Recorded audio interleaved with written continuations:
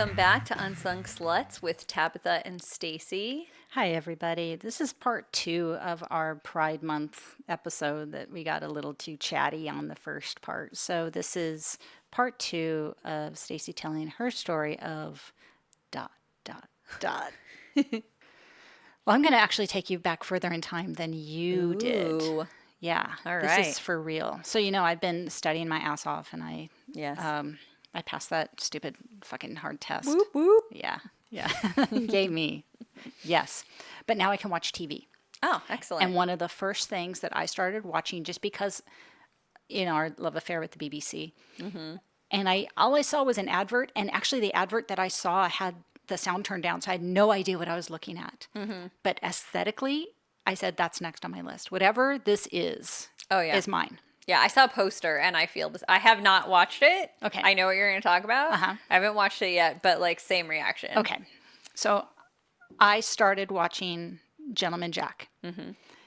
And in love with the story. And it said based on a true story. And sometimes you hear that and it's like, yeah, they did these 5 things that we're going to cover, but then we're going to throw in a bunch of other superfluous shit. So like Jack and Rose on a door. Exactly. Ugh. Exactly. That was based on a true story, except bullshit. Yeah. So then I said, I have to learn more about this person. So, dear audience, if you haven't watched all of Gentleman Jack, and I have not either, I have one more episode in this season. Maybe pause it and go watch. I don't know. What I'm saying is I don't know if I'm giving you spoilers. What I'm going to give you is her background, because they start her off in late 1820s, and her story actually begins much sooner than, or much earlier than that. So I want to give you a backstory and kind of tell you about her life, because it's fucking off the hook. And she's brilliant, and we need to know about her. And there's a reason why we haven't known about her until very recently. So pause and go watch it, or just let me talk at you and then go watch it, because I don't think I have any huge revelations. Eventually she dies. Spoiler alert. Aww. Eventually this is going to happen. Okay. So Gentleman Jack is actually what she was called, and it was derogatory. Okay. Her name is Anne Lister. A-N-N-E Lister. She was born in Halifax on the 3rd of April, 1791. Wow. The 3rd of April is my husband's birthday, too. So the Listers, they had 4 sons and 2 daughters, but only Anne and her younger sister, who's in the show, Marianne, survived past the age of 20. Okay, so there were 6 of them, just down to 2. That's why you have 6 of them. Yeah, I guess. Well, they were fairly well off. These weren't going out and working the land type No, but people. you still got to have backups because disease and stuff. Yeah, definitely. Yeah. So their estate and their surrounding community had been in the family for over 200 years. So they're well established. And in fact, her dad, Jeremy Lister, he fought in the battles of Lexington and Concord. And survived and went back. Yeah. So at first she was educated at home, as you were. They brought people in. They brought tutors in. But her mother found her to be, quote, an unimaginable tomboy. And at the age of 7, she was sent away to a boarding school. Well, you can imagine what kind of chick. I mean, if you're so kind of sure of yourself and who you are, that your mother sends you away. Well, the teachers had similar problems with her. She got kicked out of the girls' dorms and was made to go live in an attic above the school. It was very solitary. It was very sad. How old is she? At this point, about 13. Between 7 and 13 is when they made her go live outside of the dorm. And the teachers, what they said was that they feared her rebelliousness and this kind of headstronginess and joie de vivre that she had, and evidently thought it might be catching. So they had to separate her from the rest of the girls. Which it probably, it is. It is catching. Yeah. That's called leadership. Exactly, right? So she started writing in her diary. She was isolated. So one of the things that she would do, because she was super lonely and super fucking smart and kind of obsessive about details, she started writing stuff in her diary. Her diary showed the time she woke up, how long she slept, the letter she received, what was in those letters, the day's weather, the time it took to walk into town, like everything, what she ate for dinner, and everything that she studied during the day. Wow. Yeah, so it would be like, So these diaries exist, like they. Yes. Oh, that's Yeah, I so mean, cool. this is the story. The diary is the story. Okay. Okay. So it would be like, oh yeah, today I did Greek, algebra, French, mathematics, geology, astronomy, philosophy, like all the things. This is the time that women were sometimes even barred. We've talked about this before. Yeah. Like you're just not allowed to go to college or to Yeah. university. And she, I mean, they don't have sewing classes. no, So. no. And when they did, that's what it was. Like, yeah, Yeah. we'll help you become a wife. That'd be great. Yeah. So she was determined to learn everything that a man could learn, even if she had to do it herself. So she was always in the library. She said, this is one of her quotes, "My library is my greatest pleasure. The Grecian history had pleased me much." Right? So her diary also showed at this age that she loved women and only women. Her quote, her famous quote, is, "I love and only love the fairer sex." When she was 13, she met another outcast at her school. Her name was Eliza Rain with an E, an illegitimate half Indian daughter of an English surgeon. Oh. So she's mixed race, also an outcast. And so they made her go up and stay in the attic. Yay! Sleepover! Yeah. So it was a sleepover every night, and they got it on.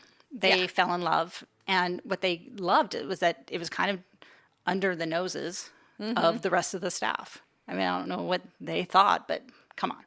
Yeah. This was happening. Well, we also discussed that women and even men had closer physical relationships. So there's a lot you could get by with, I would imagine, if you're passing, like still have like a close friend and maybe people wouldn't be suspicious. These intimate same-sex relationships, especially with teenage girls, because go ahead and have intimacy here. You won't get preggers, and you'll still be a virgin when I marry you off. Yeah. Yeah.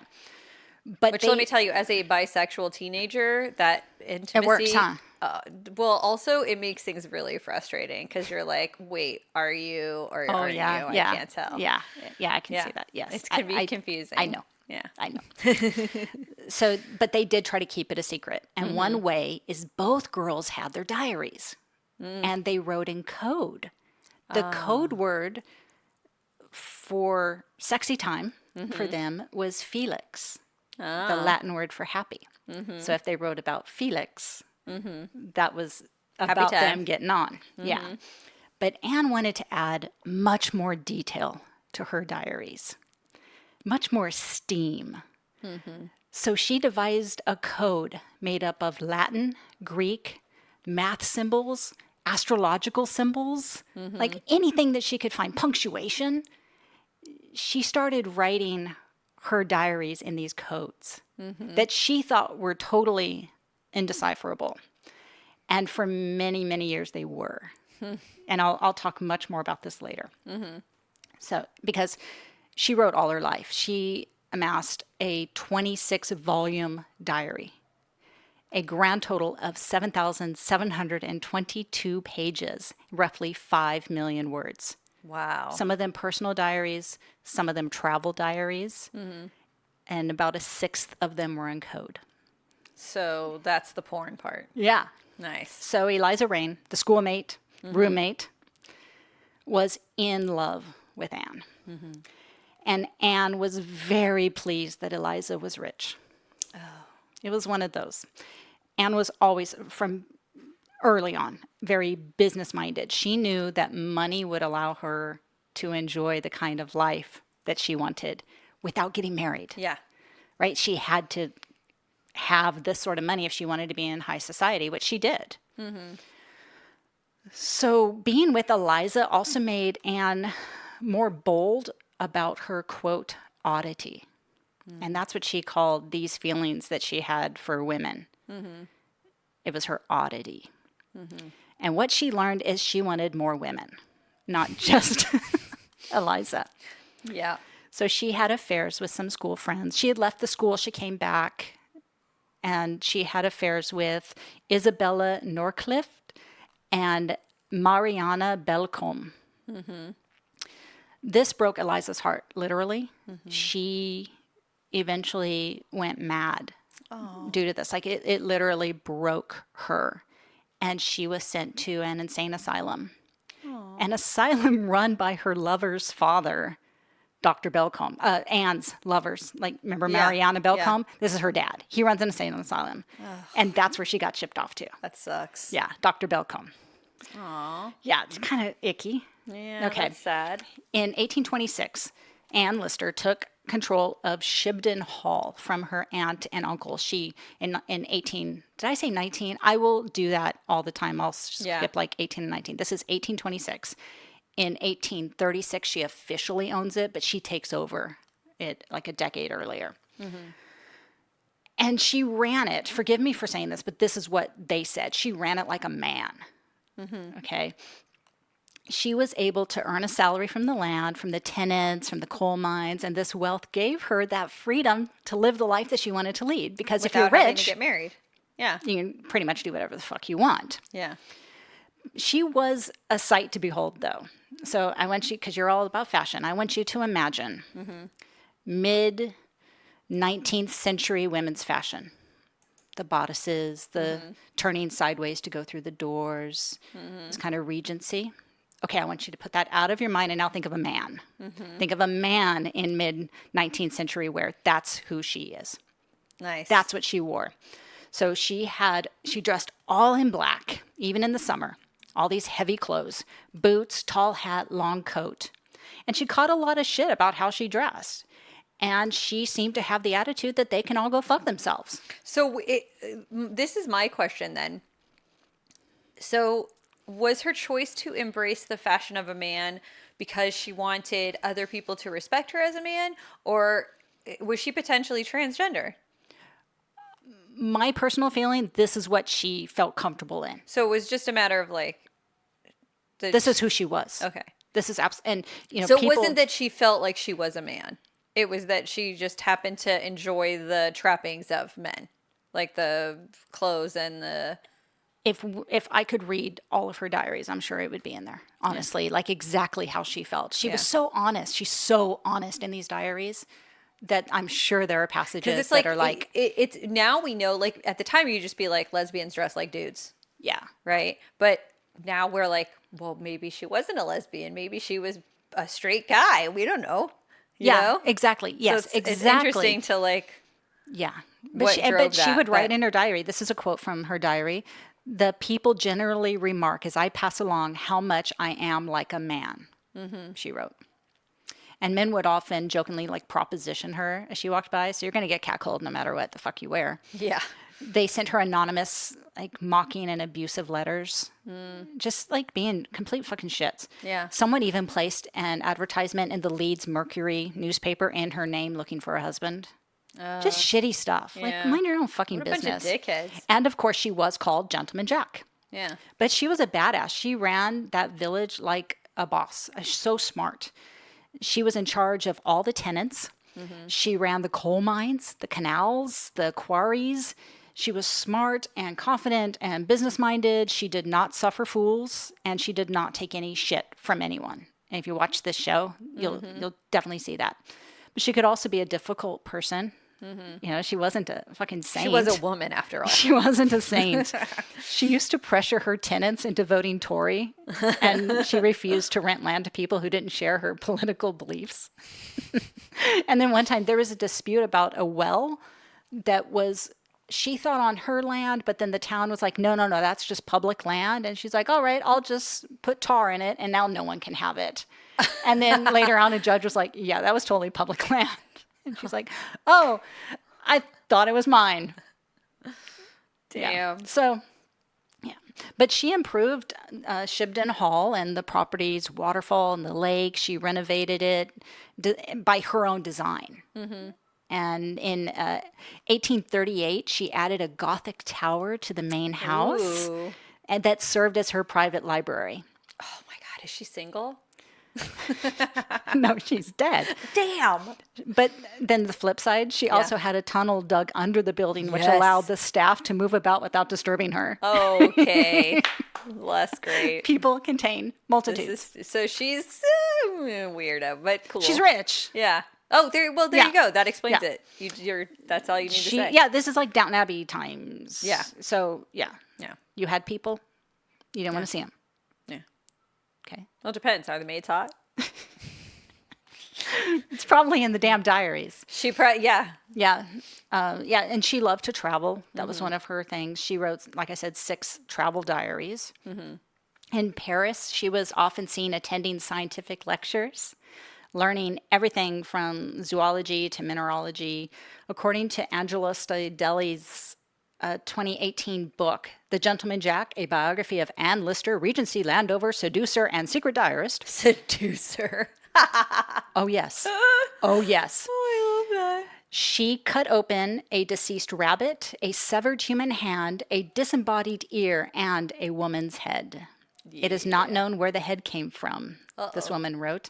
Anne, who had kissed so many women, took on the dissection of the face. She preserved the bits in rectified spirits and kept them in a cabinet she attains especially, which also contained a skeleton and several skulls. Yeah, I like this lady. She was also a mountaineer. Okay. In 1830, she became the first woman to ascend Mount Perdu, the 3rd highest mountain in the Pyrenees range. The peak is 11,000 feet above sea level. Wow. 8 years later, she became the first amateur climber ever to scale the Vignemale, I hope I pronounced that right, Vignemale, an almost equally tall summit in the same range. And then some asshole Russian prince wrongly said that he was the first and named the peak after himself. Ew. Dickhead. But there is also a nearby mountain pass that is today still known as Collado de Lady Lister in her honor. That's cool. Yeah. Back to her personal life. As far as her oddity goes, she was really intrigued by it, actually. She's such a thinking person. Yeah. Obviously, she was different than her peers. Obviously. She read medical books to try to figure out why.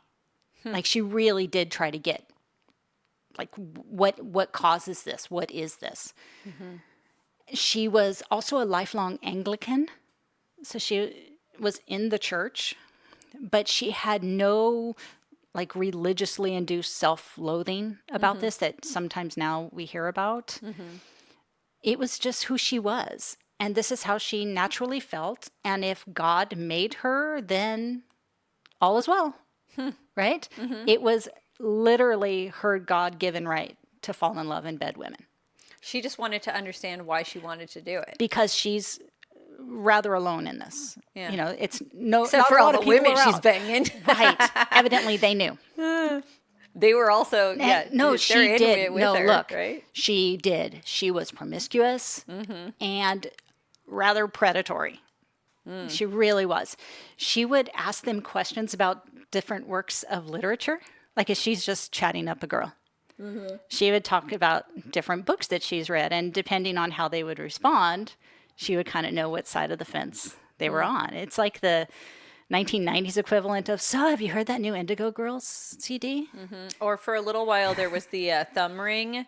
Ah. And then the earring on the other side. Yeah, Like, yeah. ways to signal, to say, like, I'm down. Because these women, probably if they were educated, we're talking high society. So they were educated and they had Greek and Roman mythology. So if you bring up a certain story where a girl's getting it on with a girl, and if the person you're talking goes, ew, Yeah. walk away. Sappho, right? Yeah. Yeah. So you read Sappho. That lesbians will pick you up with that. Yeah. Still. Still. Yeah. That's great. I mean, it's been a while. Yeah, But yeah. Pretty sure that still she- goes down. I can only imagine how captivating she was. Yeah. In this room full of Regency dressed women, she walks in dressed like a gentleman. She had like rings in her hair, and I'm sure she confused the hell out of women. And she would just move from one to the next, really. Well, and there's also, like, we're talking about women who maybe never considered it. You know what I mean? Like, even if they've read it, that's something for a long time ago. Yeah. And like, if it makes you have feelings, then that's just too bad for you. Exactly. And then she shows up and she's like, well, guess what? And if she's pushy, yeah. So she was in love for like 20 years. She had a relationship with that Mariana Belcombe, the doctor's daughter. And like I said, parents, they like their unmarried girls hanging out with each other before marriage. So that part was easy. When they were younger, they just got to hang out. They lived like 40 miles away from each other. So they would take carriage rides to go see each other. They wrote letters. It was really easy to have this relationship out in the open while keeping the sexy stuff, Yeah. close. But then Mariana married a wealthy widower. And Anne went to the wedding. Wow. Yeah. And evidently, it was customary, I don't know why, for your best girlfriends to go on the honeymoon with you. So Anne went. And also Mariana's sister went. And it was fucking miserable because all she's doing is hanging out with the person she's in love with and that new husband. Yeah. Shitty. When she went back to Shibden, she, of course, wrote about all of this in her diary, accusing her former lover of legal prostitution, marriage. This is her quote. She believed herself, or seemed to believe herself, over head and ears in love, she wrote. Yet she sold her person to another. Yeah, she was really brokenhearted. Yeah. So Anne, the new bachelor, took on many new lovers, including Mariana's sister. Yeah. A little while Did they later, hook up on the honeymoon? I don't know. I bet you that's where it started. Maybe. Because when you're mad and sad. Over some gin and tonics, a little bit of... Exactly. So a little while later, the married Mariana and Anne, they did get back together. So much so that Mariana asked Anne to be faithful to only her. Meanwhile, she's still married, though. Anne wrote, we, quote, set up lovemaking. She asked me to swear to be faithful, to consider myself as married. I shall now begin to think and act as if she were my wife. Aww. Yeah. It didn't last. At one point, Anne learned that Mariana was coming kind of near where they were living, where Anne was living.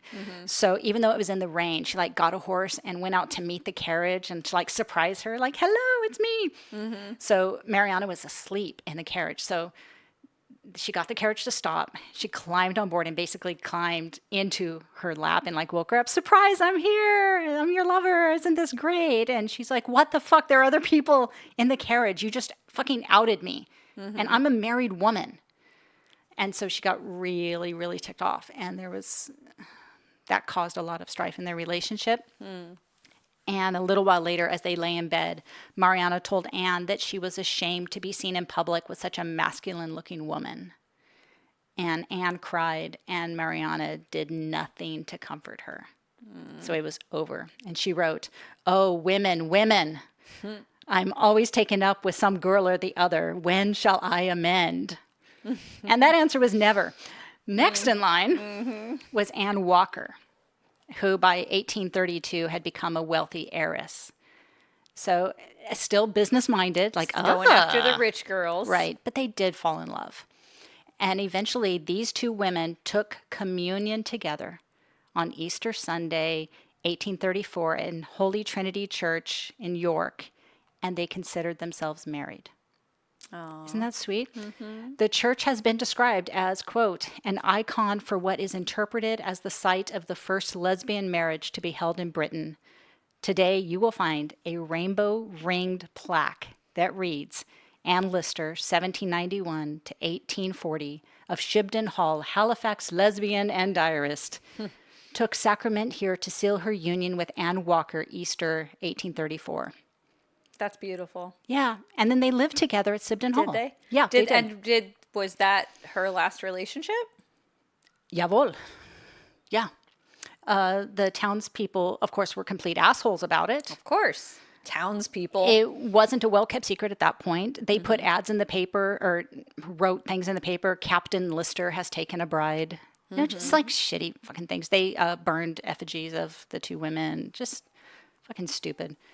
And after their wedding, The couple set off in June 1839 on a 2-year expedition because they loved travel. Well, Anne Lister loved travel. Yeah. And Anne Walker loved Anne Lister. Right? They seem to have had a sweet relationship. They traveled all around Europe and Russia. While in Georgia, country not state, on the 22nd of September 1840, Anne Lister became very ill with a fever, possibly from a tick bite. And she died. Aw. So now Anne Walker is in Georgia Yeah. with the body of her wife. Yeah. It took her 8 months to get home with the embalmed body of Anne Lister. Anne Lister was interred at Halifax Parish Church, now Halifax Minster, on the 29th of April, 1841. Her tombstone was rediscovered in 2010. It had been covered by a floor in 1879. Ah. Now, Anne Walker, the wife of Lister, was left all of Shibden Hall and estate in Anne's will, but was forcibly removed by her asshole brother-in-law and taken to an insane asylum in York, where she was placed under the care of whom? Dr. fucking Belcom. And while she was there, Eliza Rain was still there too. Because it's a very small asylum world after all. And evidently there's just one. So anyway, Anne died at her family And it's full home. of lesbians. And it's evidently full, chock full There's one. of the lesbians who are all not crazy. No. Not crazy. Not at all. God. So she died at her Damn. family home of Cliff Hill in 1854. So she lived 12, 13 years after this. So Anne Lister is dead at the age of 49. But her diaries live on. So, so tell me why, who translated them? Okay, so like I said earlier, she left behind 26 volumes of personal stuff, travel stuff, 7,722 pages, 5 million words, and about a sixth of it in code. It was a surviving relative named John Lister and his friend Arthur. They were the first people to crack the code in the 1890s. And how they did it, there was a line in it that said, in God is my, and then there were 4 symbols. And they realized that the finishing of that sentence was hope. So they had the Those H letters. and the P. And from there, they were able to decipher the rest of it. Wow. And That's once so they cool. did, they found really smutty stuff. Really, really hot and loving. And like everything that a lesbian relationship, everything that a love relationship is what she wrote about. Yeah. Everything, the good stuff, the bad stuff, the hot stuff. Now, granted, the stuff in code was more of the hotter stuff. Yeah. One And hopes. they decided, Arthur said, what we have to do with this immediately is destroy it. No one can see this. We have to just burn these. This is too much. It will cause a porn. scandal. It's porn. Yeah. It's 1890 porn. Well, it's early 1800s I mean, porn. I don't know, like, about you, but book porn is, like, Yeah. still porn. More, yeah. Oh, yeah. More so for me. Yeah.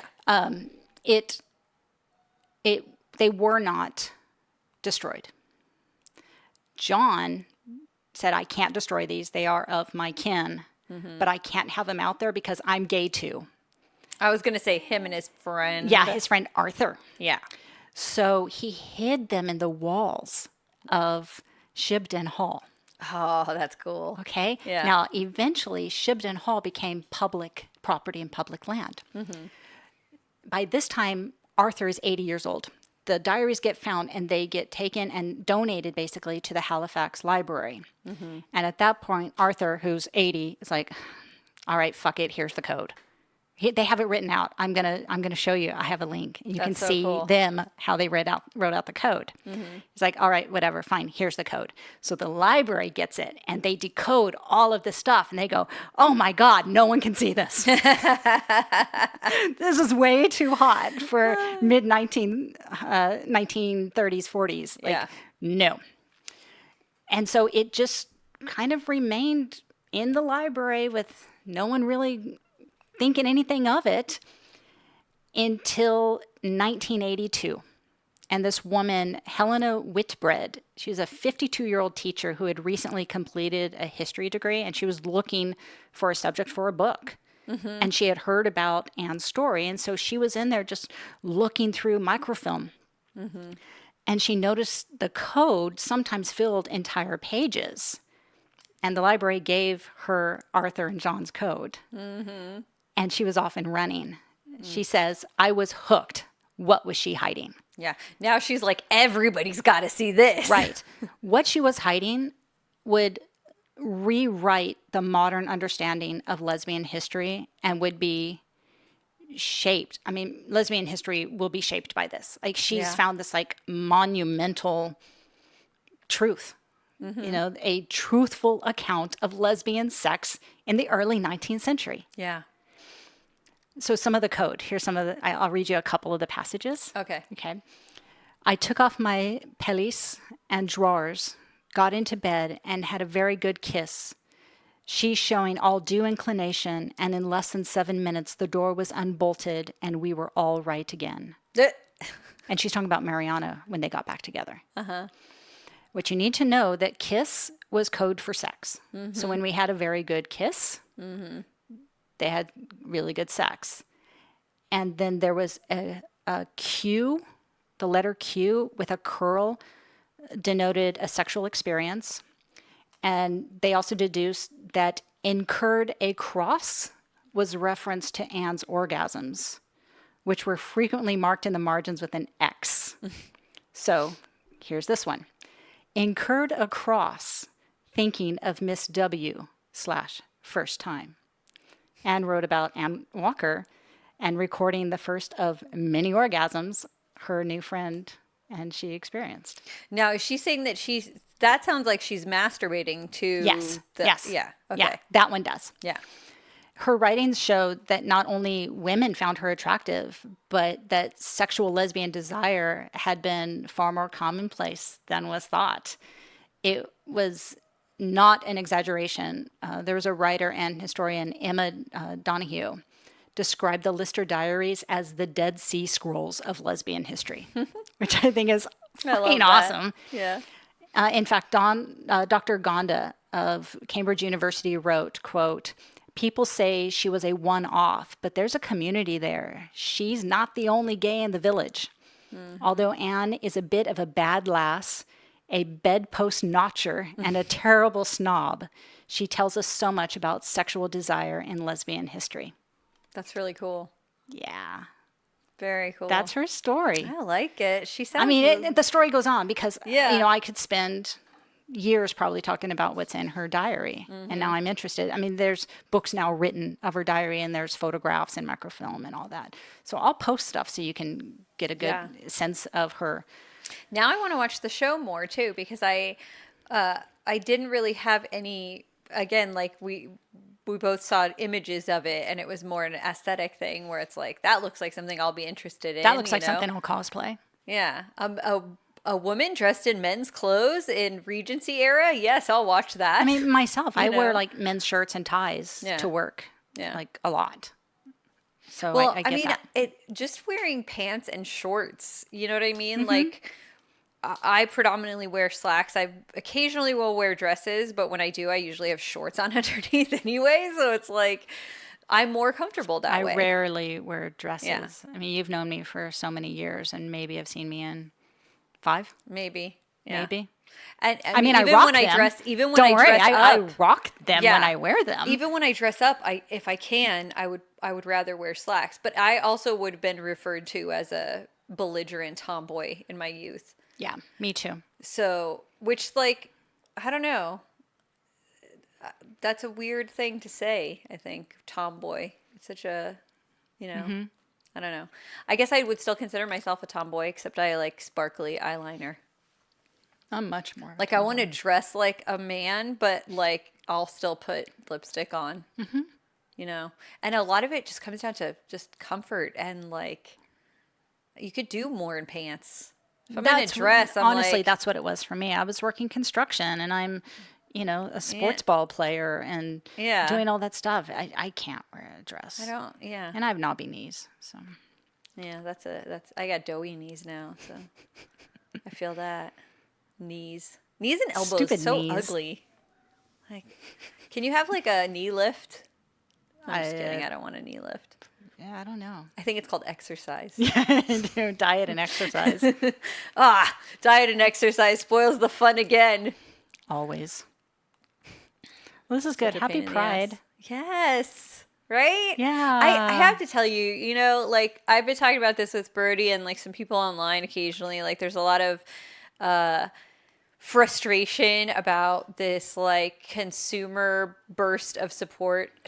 Some of the Targets have like a Pride section, and a lot of companies have come out with like Vans put out some Pride shoes, and I understand like it's a little pandering, sure, and it's a grab for money, but to me, like that my kids are growing up in a time that these companies are out supporting the community at all is huge. Yeah, they don't have to. When I came out, you had to go to the gay part of wherever you were to find support, to find your community.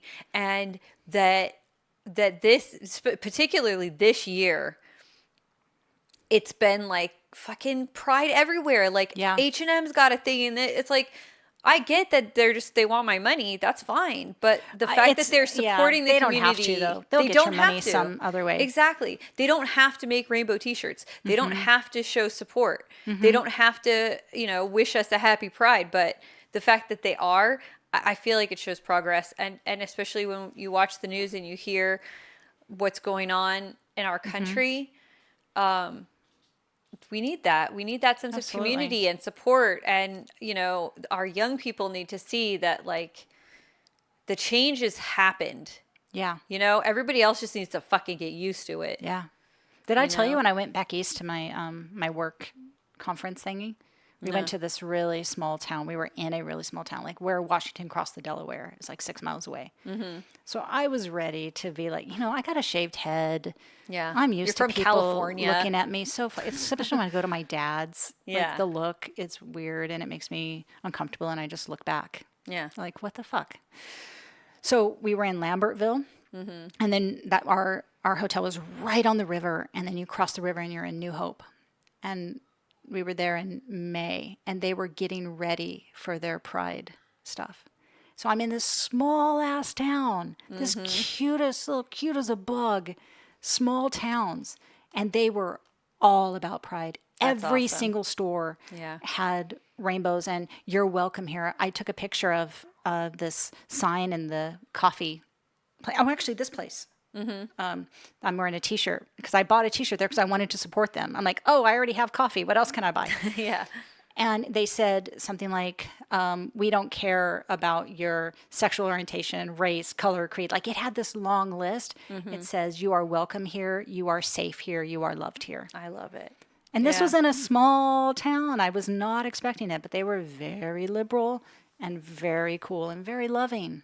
Yeah, I love it. It's like it makes me happy. It makes me happy that my son can be who he is, and I feel like before we're talking about the advent of the term homosexuality and everything. It's like we're going back to a time when it was not a thing. It's just this is who this person is, and this is who they love, and we still have a ways to go. Yeah, we do. That's why we still need to kick ass. That's right. That's why we need to hashtag Pride Month. Yeah. Absolutely. That's still the fight isn't over now, though. It's about being loud with our love and Yeah.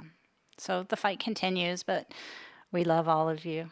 Yeah. Yeah. Go out and do something gay today. Yeah. Like be nice to another human. Is that a gay so thing? Gay. So gay. Being nice to people, you know what? Super gay. You know what? Seriously, go out and be you. Because you know what? If you are heterosexual, it's okay. You were born that way. It's okay. And you're gonna we be love okay. you. We love you. There's a color on the rainbow for you. Yeah. Somewhere on that rainbow. But yeah, just go out and love people and don't be a dick. That's what it boils down to. Rule number 1. Rule number 1, don't be a dick. Rule number 2, Stay slutty, everybody. We love you. It's really good to be back, and hopefully we will see you again very soon. Bye, Tab. Bye.